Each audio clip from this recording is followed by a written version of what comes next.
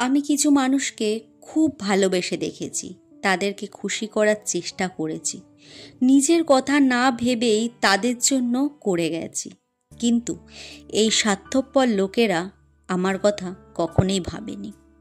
সবার আশা ছেড়ে একমাত্র ভগবানের জন্য নিজের প্রেম, ভালোবাসা সবটা উৎসর্গ করে দিয়ে দেখলাম তার মধ্যে যে প্রসন্নতা, যে শান্তি আছে না, সেটা আমি আগে কোনো দিন কোথাও পাইনি।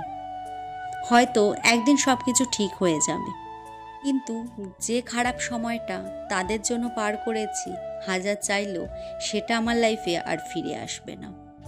অনেকেই আমাকে প্রশ্ন করে, তুমি সবসময় এত হাসি খুশি থাকো কিভাবে? আমি বলি, ভালো থাকার ব্যাপারটা না খুব সহজ। তার মানে এই নয় যে আমার কখনোই খারাপ লাগে না। আসলে কি বলো তো, কিছু কিছু জিনিস না আমি নিজের মধ্যে রাখতে অনেক বেশি পছন্দ করি। আমি দেখেছি, আমি যখন খুব কষ্ট পাই, মানুষ তার সুযোগ নিয়ে আমাকে দু চার কথা শোনাতে ছাড়ে না। তাই এখন আমি আর কোনো কিছুই কারোর সাথে শেয়ার করি না। নিজের মতন থাকি, বাগান করি, নিজের কাজবাজ করি। এই যে গাছ দুটো দেখছো, অর্পিতা আমাকে নার্সারি থেকে এনে দিয়েছে, তাও বেশ কিছুদিন আগে। সেগুলোই এখন মাটি, গোবর সার, বালি সব দিয়ে বসিয়ে দিলাম। আসলে কি বলতো, এখন না আমার কাছে বড় টব নেই, তাই ছোট টবেই আপাতত বসালাম, পরে এটা পাল্টে দেব।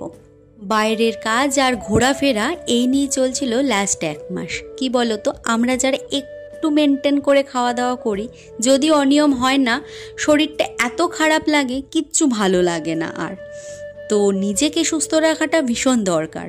আর আমি যদি ফিজিক্যালিভাবে ফিট থাকি, তবেই তো আমি সব কিছু সামলাতে পারবো।